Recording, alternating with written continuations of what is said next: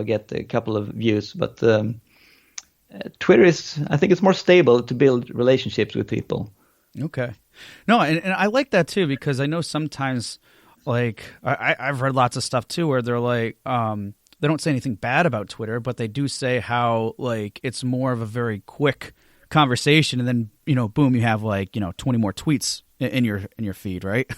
So I think that's probably the only caveat, but you make a lot of points, and especially where Twitter itself as the platform as a whole and what it has to offer can definitely have a little bit more benefits than what you see in some of these other maybe more focused type of platforms. And like you even said too, I've tried them there. They have their place and stuff, but they're not necessarily there's everything has its place, and these are some of the really good benefits that you've definitely found too with Twitter as well.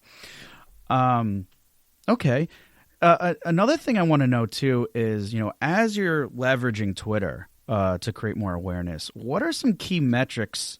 And I know we touched upon this a little bit, but what are some key metrics that you would suggest to others to monitor to help measure success? Yeah, besides the follower count, which is important, of course, Twitter has a thing called engagement rate. I don't think you can actually see it somewhere, but that is a percentage of your followers that engage with your content. So the higher the engagement rate, the higher Twitter puts you up in the top tweets. Nope. So if do you know about that? No, I think I'm trying to remember if they mentioned something in Twitter analytics. Yeah, I think you can click on each of your posts and watch analytics. I usually don't do that, but you can get some information there. But like the most important thing is that if you have 1,000 real interested followers, that is much better than having like 5,000 that you just bought from like from Fiverr that you said before, right. Or like doing the follow unfollow method. Maybe you heard that you follow a lot of people and you unfollow everyone that doesn't follow you back, and that just gives you like fake followers. And that lowers your engagement rate because you need people to engage with the content, and then Twitter will rank you higher. Okay. So that is a really important metric, I think. Yeah, that sounds really good too, because as what you said before and now too, with that focusing on that engagement rate is also going to give those right signals to kind of like boost things up a bit.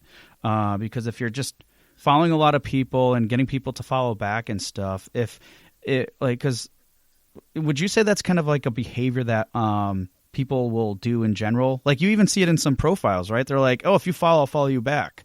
But yeah. What does that mean? Like other than that exchange, and then is it typically over at that point?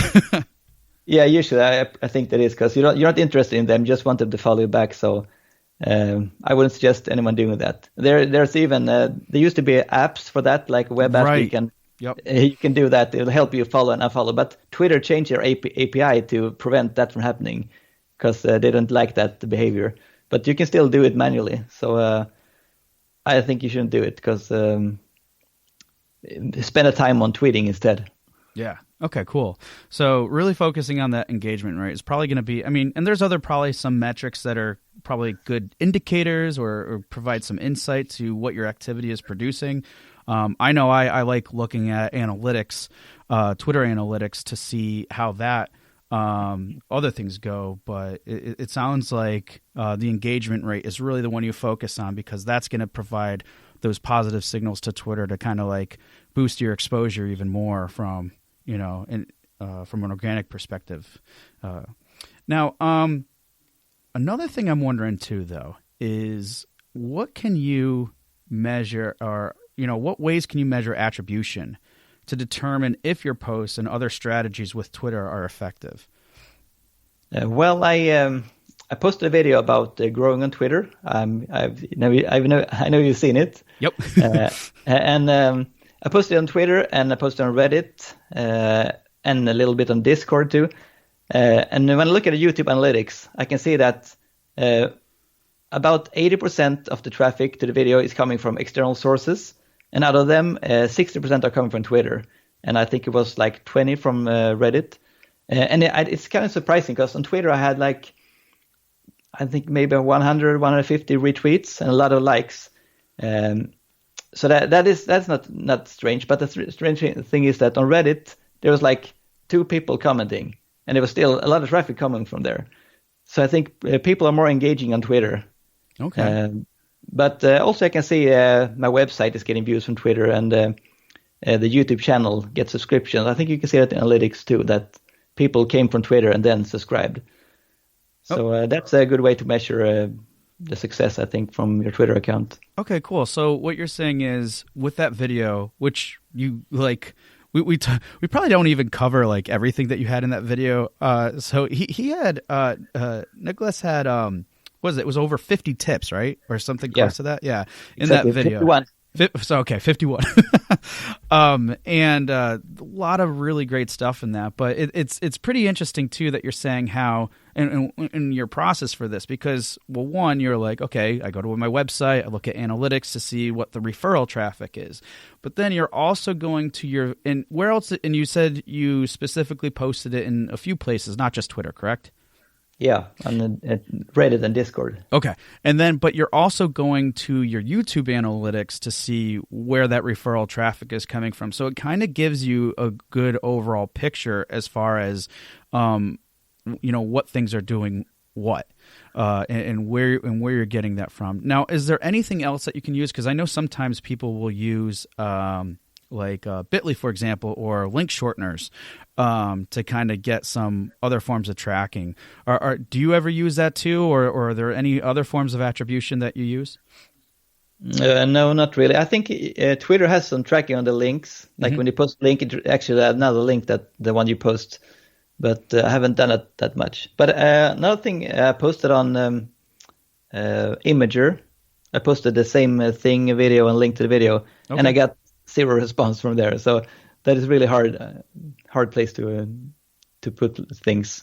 Yeah, and sometimes it really comes down to like the right timing too on these things too, which I think is something important to be mindful of, because you obviously you have these tools like Audience or other things that can give you some pretty good insight what are good things, but just because something says that this is the best time to do it doesn't mean that if it doesn't work, then it's not going to work in the future, right? Yeah, sometimes I posted things that had like 20 comments or something, so it can work, but it's no guarantee. Because I think it's interesting that I have almost 3,000 followers on Twitter, and I got 60% of the traffic to YouTube coming from there.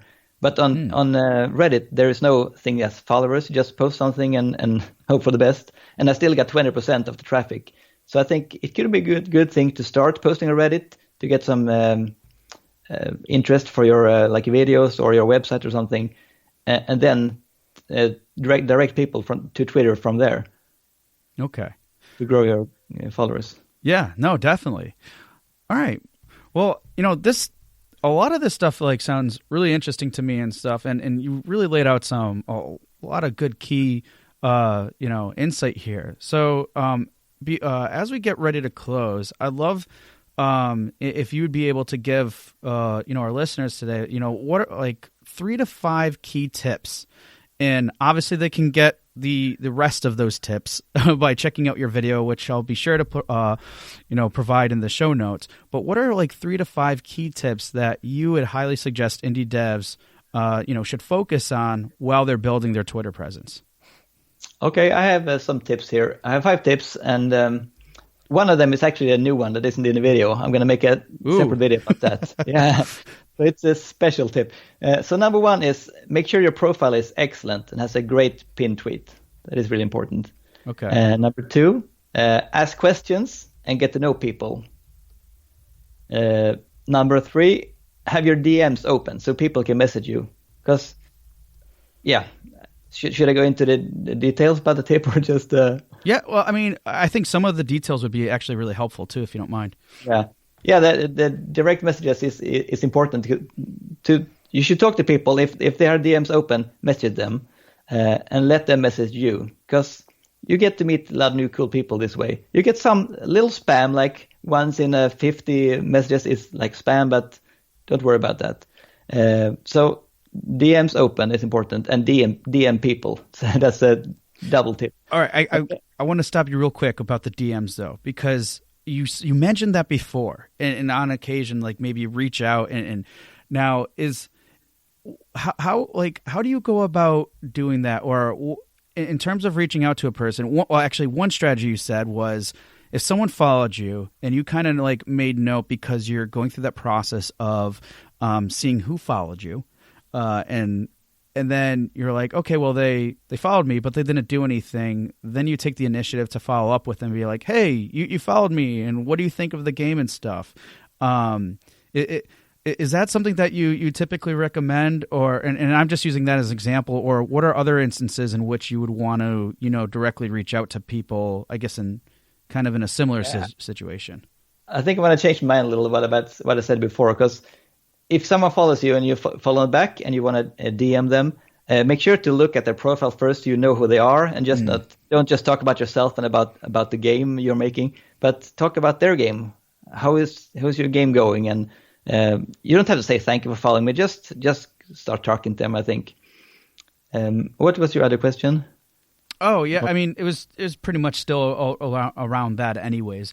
But like, I guess, so what else, so you provided the example, if you reach out to them, don't just say about my game, but ask them about yours, or just start a conversation, really. But what are, and you gave the example of another, like as if it were another dev. What if it was someone else that was kind of like a user that wasn't necessarily a dev, but they had a pretty decent sized profile and they seemed like engaging, but they're not necessarily associated like as an indie dev. What are other ways that you can maybe reach out to individuals like that? Yeah, I usually, if they're not game dev, I usually ask them if they've seen my game or why they followed me, actually, because sometimes there's like there's a musical artist that just keep following a lot of people, and they have like 30,000 followers. And I ask them something, they don't know about my game, they're not interested in my game, anything. So maybe I just unfollow them, or maybe they will retweet something I post, but usually they won't, because they don't care about my game. So still make sure that the people you follow back is worth following. Like you said, engagement rate. Yep. That is a good metric. All right, cool. All right, so we digressed a little bit, but so right now we have make sure your profile is excellent, ask questions, to get to know people, and have your DM open. So that's 3. What are the other 2? Yeah. Number 4, post at the right time. We talked about that before, but it's really important to not just post anytime, but post when the most people as possible are online. And even if you post when the most people are online, not everyone will see your post. So if you have something really special to post, you can do it again next day or later, the same day or something like that. But don't spam the same thing over and over again. So for the final super secret tip here, get an artist as soon as possible if you're not an artist yourself. Because just to get on Twitter and to make friends, that's one thing. But if you can post something really beautiful or looking really good, that will get people so much more engaged. Okay. So we started working with the artist in September, and that was about when I started posting on Twitter. And that is much more interesting for people to follow. Okay. So that is my final tip, yeah. All right, and I want to poke you or find out a little bit more about that. So when you say artist, is this like I'm assuming it's just art of the actual game itself, correct? Yeah, but maybe you can make a cool logo or make a header image. If you just have something from your game. If your game is just white boxes jumping around, it's hard to make something from that. But you can go to Fiverr, search for artists there. You can get something done for $20 or maybe $5, and it's really worth that money just to get an initial boost on your Twitter. Okay, and then is it even worth even going a little bit further? So you mentioned about updating your profile image or your banner and such. Is it worth like even having other artwork, or let's say creating other like art assets and what you can share, or do you need to go that far? If you're going to do it eventually anyway, and you're sure about your game and you have a little money to spare, I recommend doing it. And some people are just programmers, they can't do art, but they still do it because they want to do something. I think it's much important to get good art in your game, because the looks are the first thing in your game. Maybe you have excellent music, but when you're playing a video on Twitter, they don't hear the music, you don't hear any sound if you don't enable it. So the graphics is super important. Yeah, and you know what? You gave me a quick idea too while you're mentioning that, especially when you know how sometimes you have other devs that are sharing